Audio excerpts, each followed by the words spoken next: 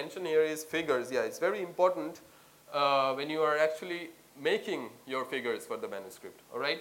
So something which is the first thing which we always look at is the figure caption.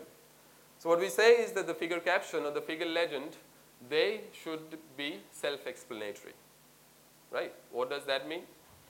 So it means that if I just look at the figure caption, I should understand what the figure is showing. So that means that if you have used, let's say, different kinds of symbols, like circles, triangles, squares, diamonds, whatever, you should really make sure that everything is labeled within the figure. So what represents what? If you're using different kind of lines like solid lines, dotted lines, dashed lines, you make sure that everything is labeled inside the figure, if not in the figure caption, maybe you put some legends here, legend boxes, and you mention very clearly what those lines, different kinds of lines depict.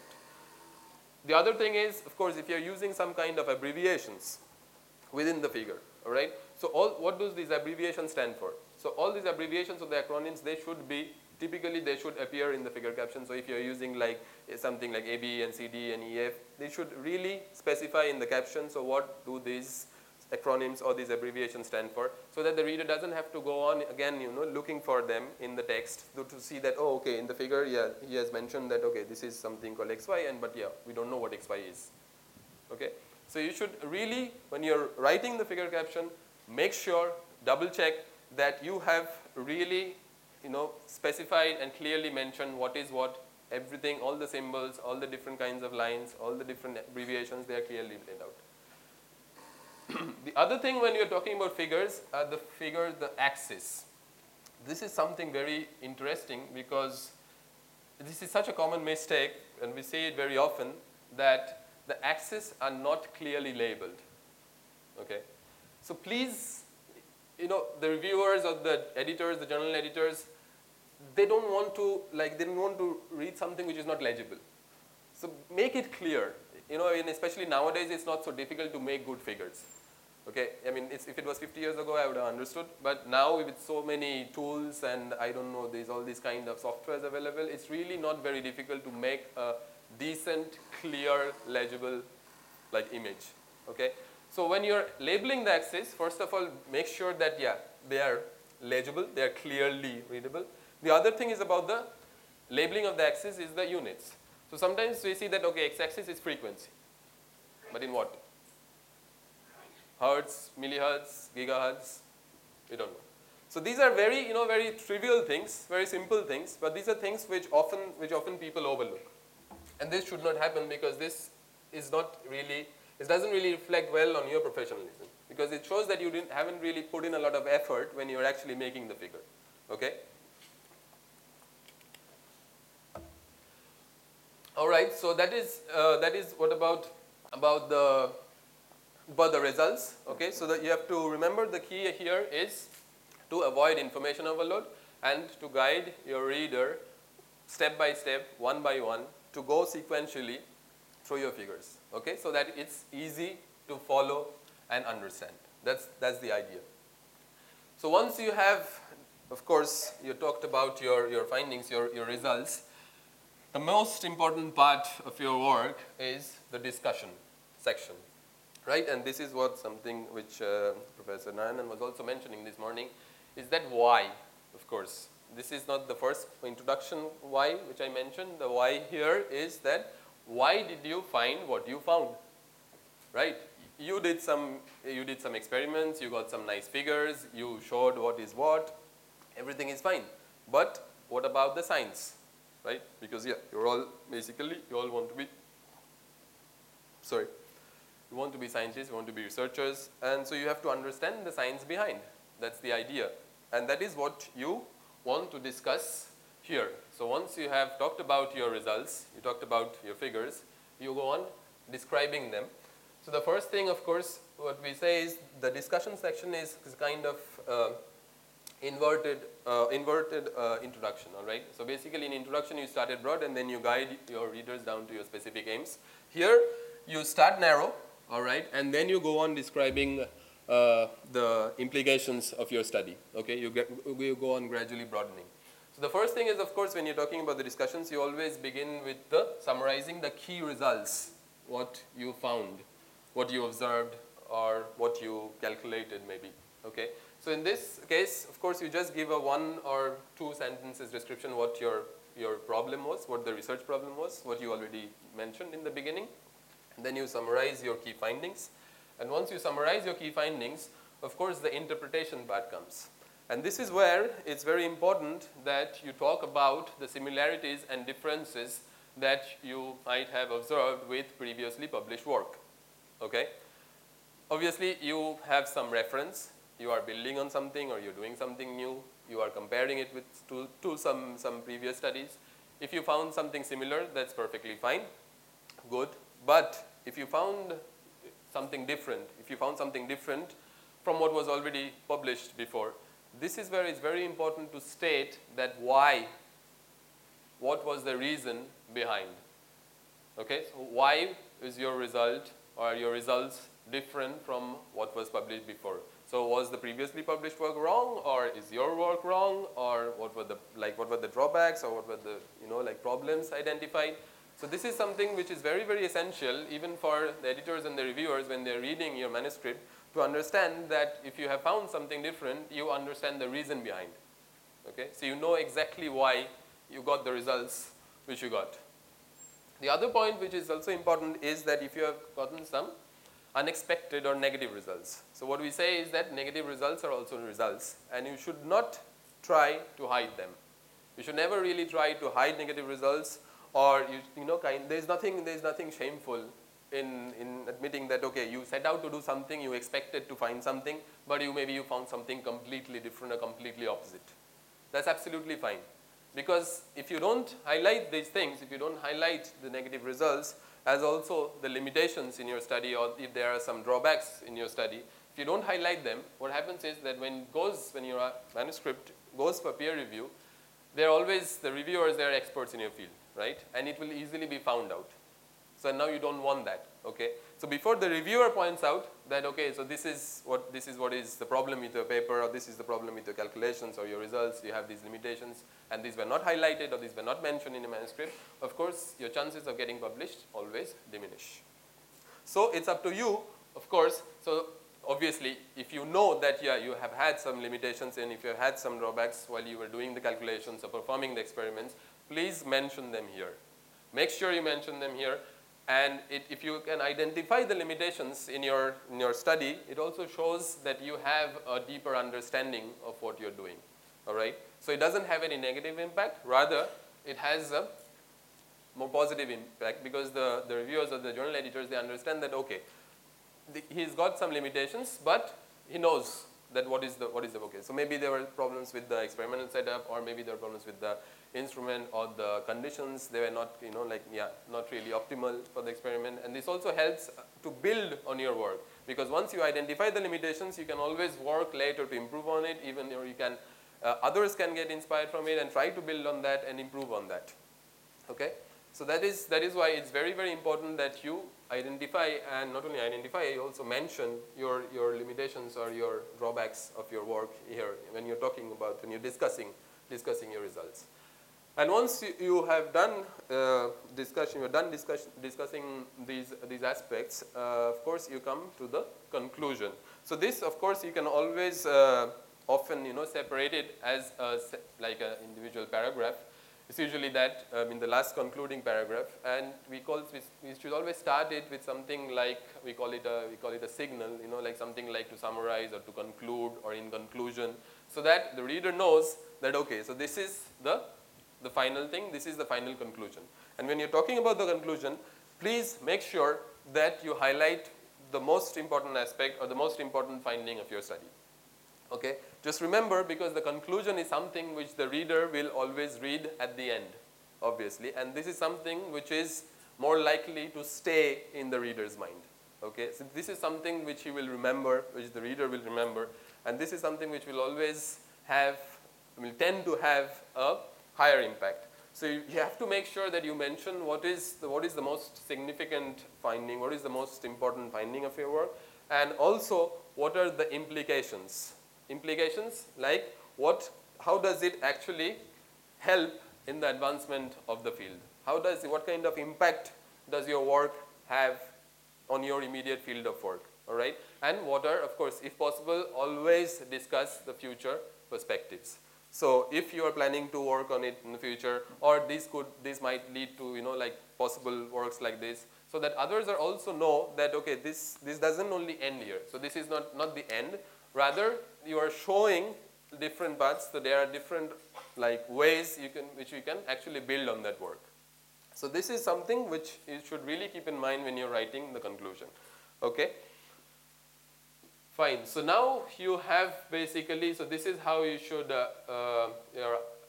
actually, yeah. So the 4 key questions that we mentioned in the beginning. Okay. So why you did it, what you found, how you did it, and of course, yeah, what kind of impact or what effect does it have in the field. So now once you have addressed these 4 key questions, you should have a very logically structured manuscript, okay, which is easy for the readers, for your readers to follow and to understand. Now apart from that, you have to make sure that, yeah, while writing the manuscript, it's a story, all right? You have to think of it like a story. It has a beginning, it has a middle, and it has an end, okay? So you like put forth a question in the beginning, so which was in the introduction. So that is basically your question is the problem which you had identified, and you are going to answer that problem in the conclusion. You're going to answer that question in the conclusion. And apart from organizing all your ideas and your thoughts in the manuscript logically, what you should also make sure is that they are logically linked throughout the manuscript. So what does that mean? So that means that, yeah, when somebody is reading your manuscript, it should not appear that the introduction is something, then there is the results and discussion is the results or methods are something, and then the discussion and conclusion is something completely different. So they should not appear as disjoint things. So they should all be interconnected. So that means that if your objectives, so which I already talked about in the introduction part, they should directly relate to the problem that you had identified, okay, the unknown part which you had identified in the beginning. And we're talking about the results and the figures, they should directly again address the objectives, which you had. Objective is basically your aims, the goal of your study. And we're talking about in the conclusion, when you're talking about the implications of your field, they should directly address the problem that you had identified right at the beginning. Okay? So it is in this way that you actually, it's not only, you don't only have a logically structured manuscript, but you also logically link the ideas throughout your manuscript to make it coherent. Okay? So it has to be, your manuscript has to be a coherent thing, so that when the reader reads it, he or she gets the complete information and really understands the importance of your work. Okay? So any questions so far? Anybody? Yes.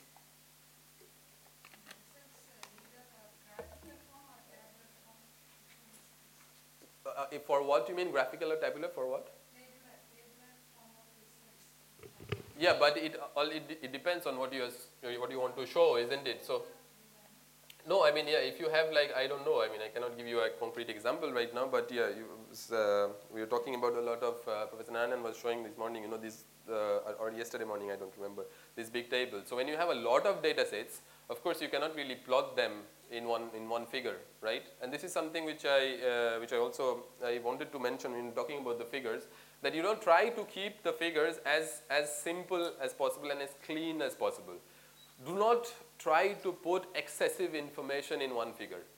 It really looks, it doesn't only look ugly, it becomes very hard to get or extract any information from that. So where possible, if you really think that there are similar figures, what we always advise is you just break the figures into sub-figures, okay, like figure 1A, 1B, 1C. So maybe you're showing like something like, you know, conductance curves or something at different temperatures. So don't put like 10 different temperatures in one plot. Okay, break them into different figures so that, okay, so 10 different temperatures, 10 different plots, and you see the DIDV characteristics or something like that. Okay, so coming back to your question, what you asked, it really depends on what kind of data you're showing. I mean, yeah, if you have a big data set, you're showing like, you know, you have 10 different parameters and you have like, I don't know, maybe 5 physical quantities, you cannot put it in a figure. Obviously, you have to put it in a table because it's more relevant. I mean, yeah. And it's also easier to extract the information if it's in a tabular form than if you put all this information in one plot, one single plot. It becomes very hard to extract. right? Anyone else here? Okay, if not, you can always just feel free, okay? I mean, just raise your hands or even call out. Yeah, it's absolutely fine because it's meant to be interactive. So I would really appreciate if you ask questions. Okay?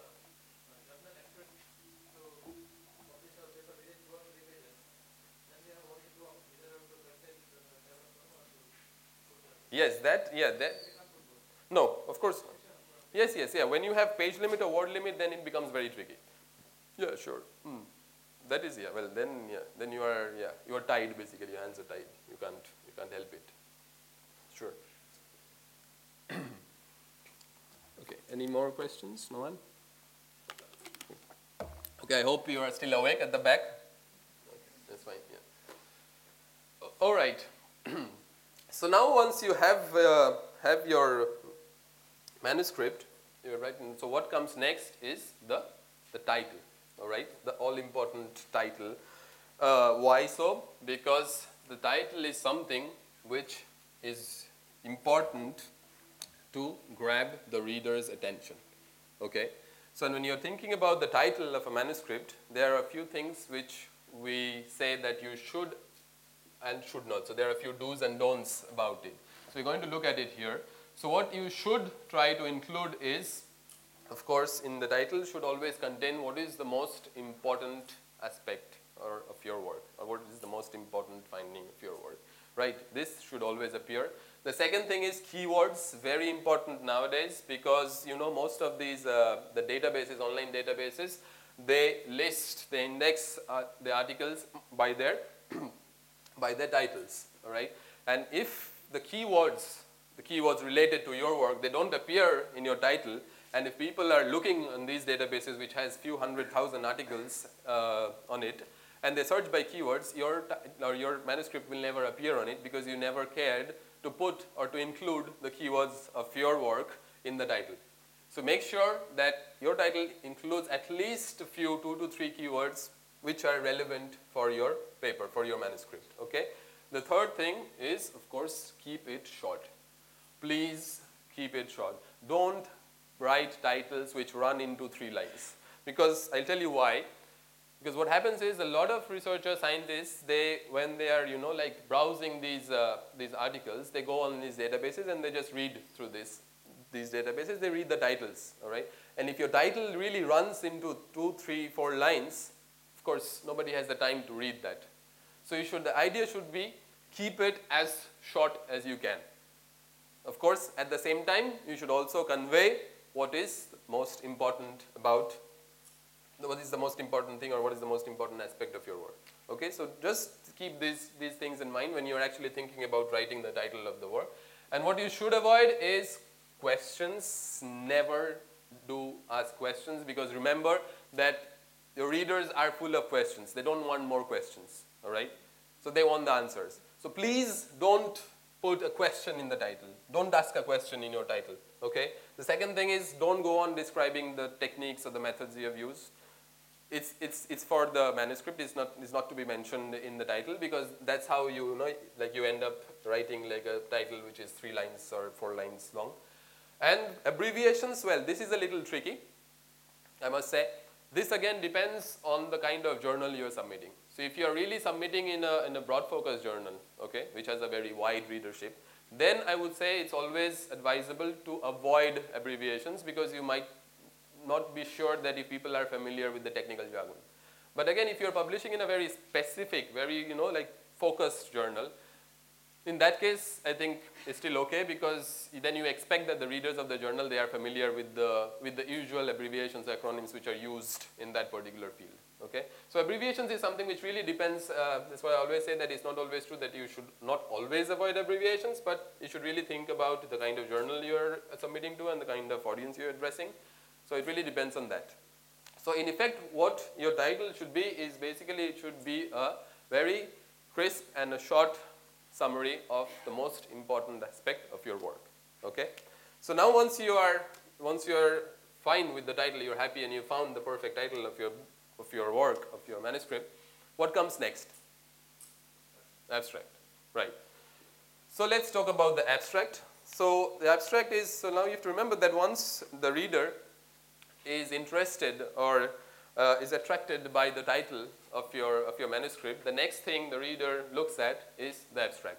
Okay, and this is the place where you have the first chance to make the best first impression on the reader's mind. So the abstract, it forms, I will always say that it really forms the core of the work, because this is something which is very, very, very important. All right, and when we are talking about the abstract, when we are writing the abstract, what we should actually do is basically it addresses the key things is basically it should highlight the importance of your aims, the significance of your results, and the relevance of your conclusions. So this should be the key thing which your abstract must highlight. All right, and apart from the technical side, so of course apart from the research and the science, why it's also important is because it gives the reader a very good idea of your writing skills. Okay, this is the place where the reader gets the first impression of your writing style, of your writing skills. And if your abstract is badly written or if it's incomprehensible, okay, nobody would care to download your paper or go on reading your paper further, because of course nobody likes to read a poorly written paper. All right, so this is why we always say that when you're writing the abstract, it's not only the abstract, the manuscript as well, obviously, but when you're writing the abstract, please make sure that you write simple and short sentences. Okay, so don't use fancy words. Okay, so this is not English literature or novels or, okay, you're writing a scientific paper. Use simple language, write simple and short sentences. Don't try to write very long and complicated sentences, because when we read it, by the time we reach the end of the sentence, we forgot what was actually the beginning. Okay, so the idea is to keep it simple. Fine. And this is why I was mentioning about when we were talking in the beginning about reading journal articles. This is again very important that you read a lot, because it is scientifically proven that reading has a direct impact on your writing skills. Okay, so the more you read, usually the better you get at writing. And not only that, the more you read, I'm not only talking about reading journal articles, but reading in general, because like I don't think any one of us are like native language or first language is English. Most of us, we learn English at different stages of education, school education or college education, or I don't know, even higher. Well, that's unfortunate thing here that the English education level in the country is still abysmal, I would say.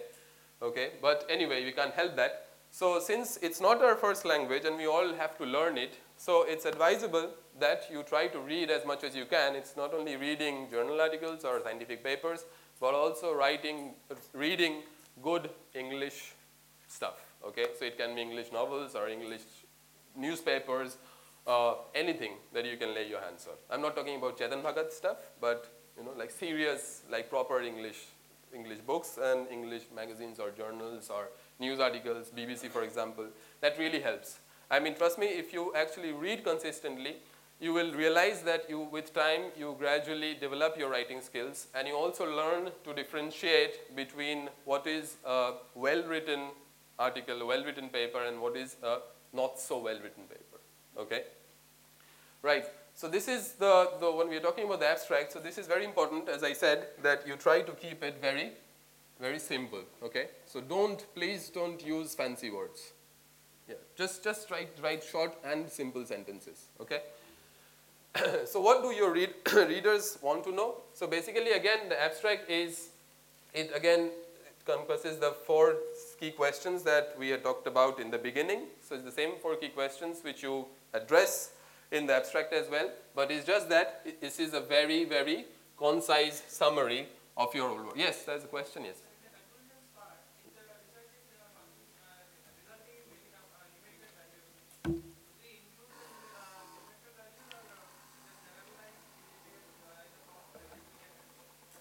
Your results in a lot of numerical values. I didn't understand. A lot of numerical values of what? Yes, so you have some numbers, some quantitative numbers. Yeah, but those numbers have a meaning, right? Yes, that the numbers have some physical meaning or some physical significance. Yes, so you, of course, when you're talking about the conclusions, you say what those numbers mean or what is the physical interpretation of those. So just saying, just giving plain numbers won't mean anything, isn't it? So that discussion, sorry, in the form of sentence we have to write, significance we have to write in the conclusion part of the abstract. Yes. In the, oh, you're talking about the abstract. No, in the abstract, of course, I mean, the abstract you mention what is the most important. So you don't go on describing all your results and all your findings, of course. You only mention what is the most important. Just summarize the key findings of your work. Because if you write about everything, then your abstract will be one page. And we don't want that. Nobody wants to read a one-page abstract, right?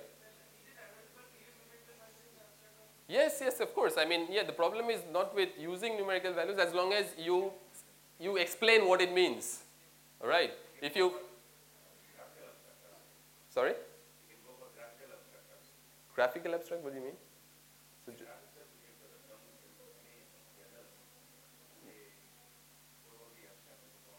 yeah, but it's not so common, I would say. No, not so common, yeah, of course. I'm not sure. I'm not sure if it will be more effective. It again, as I said, it really depends on the quality of the graph. All right? So that's what I was talking about when we were talking about the plots. It really depends on the quality of the graph and how well it's described. So just giving an image is not enough. I'm not sure. Yeah, so did you get the answer of your question? Sorry?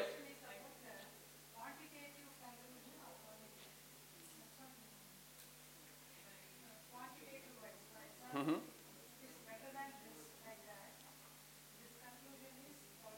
Mm-hmm. Yeah, sure. That's what I mean. So if you have found numbers, yeah, people are always interested more in numbers than in just in some vague sentences. If you say that, yeah, I found an increase of, I don't know, some strength or something, I mean, you know, and it doesn't mean anything. So you found an increase of how much? By what? What number? What percentage? What factor? Of course, if you have found something quantitative, you should. I mean, that's my point is, that's what I was trying to answer his question. My point is that you don't go on describing everything what you found, but you just highlight your key findings in the abstract. That's the idea, right?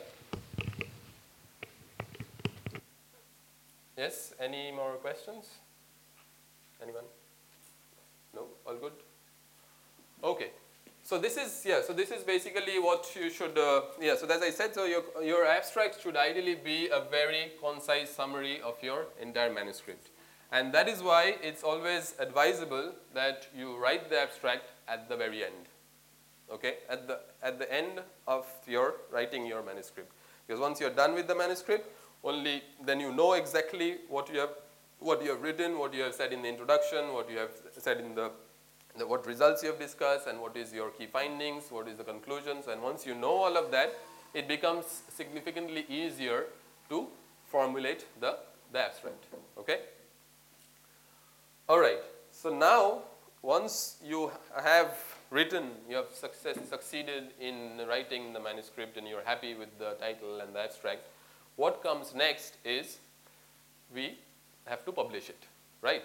And to publish it, we have to find a journal, right? So now the question is, yes? Sorry? Where?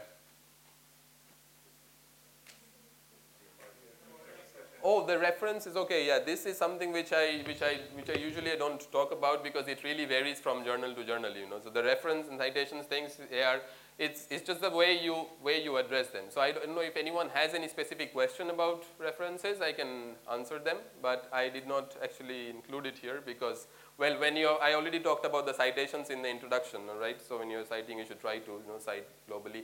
I don't think anyone has any problem with how actually you refer to a paper or an article. Does anyone have any specific question about that? So what is the Springer's recommendation for reference? What do you mean for recommendation? There's as I said, we publish more than 3,000 journals. I mean, yeah, every journal has its own way of own style. So there is no, no fixed rule that this is how you should refer to some people. Source, I mean, yeah, you use it. I mean, you use any source of reference. We don't have any hard and fast rules. As I said, I mean, before you submit in a journal, we'll talk about it. But you should really read the aims and scope of a journal, to understand that, yeah, what kind of the style referencing or the source referencing. And it really is journal dependent. So there's no fixed rule that okay, it should be exactly like this. And when you're talking about references, you can refer to anything. You can refer to articles, you can refer to books, you can refer to online databases. So anything which is available and which is citable, let's say. Okay. I mean, if you cite something which is, which you wrote personally and is not available anywhere, let's say, so then it doesn't mean anything. Of course, it has to be citable. That's what I mean. Yes, please. In some journals, we quote by number according to the number name cited. Especially if the first citation comes in the introduction of some person, example of advertisement, it will be given as number 1 in translation, and the same number 1 is appearing in the reference. But in some journals, it will be alphabetical. Yes. So yeah, exactly. That's what I mean. The referencing style is totally dependent on the journal. So that's why I don't talk about the references here, because it's not a general thing. It's not like writing an abstract, So yes, of course. Yeah, there are different formats. Yeah, sometimes it's alphabetical, sometimes it's numerical, sometimes it's even like year-wise, like in the sequence of publication. So it really depends. It varies totally from journal to journal. So there is no hard and fast rule for that. All right. All good? Okay, so I would like to ask a question here, that is, so now since we were talking about the journal publishing, so you have two options, all right? So the first is that you write your manuscript, you have it in the proper shape, and then you choose a journal where you want to publish it. Okay, that's one option. Or should you actually choose a journal, know more or less, you have an idea that you wish to publish in this journal or in that journal, and then you go on writing a manuscript. So how many of you do you think is the first option is the correct one, that you should write the manuscript and then go for a journal publication, and then choose the journal? So you think is it better? How many of you think it's better? Yeah, feel free. I mean, yeah, it's just, yeah. No. All right, okay. Let's see. So, and then I assume the rest of you who didn't raise your hands are in favor of the second one, right? So we should actually choose a journal and try to decide on a journal and then go on writing the manuscript. Actually, the second one is, I wouldn't say is the correct one, is a better option. All right? Because the problem is, I'll tell you what is the problem with the first option. So that is, if you've already written your manuscript, okay, and then you decide on the journal, then you go on picking the journal, and then you realize that the journal you have picked actually requires you to draft your manuscript within 4 pages, and you have already written 7 pages. So basically what it means is a lot of extra work, okay? Or it might also mean that when you pick the journal later on, and after writing the manuscript, you realize that it's a very, very broad focused and very international journal, and your introduction should be very general and very wide for the readership of that particular journal. So then again you have to rewrite the whole introductory part. So if you, on the other hand, if you actually decide on the journal before, so you have an idea more or less where you want to publish, and then you go on about writing the manuscript, you save a lot of time. Because once you know, like, yeah, okay, this is the journal I wish to target, this is the journal I wish to submit in, you read the aims and scope of the journal. So you go to any website of any, website of any journal, the homepage of any journal, you'll always find there is a small thing called aims and scope. Please read them carefully before you submit your manuscript in any journal. Read the aims and scopes carefully, and then you realize exactly what the journal publishes.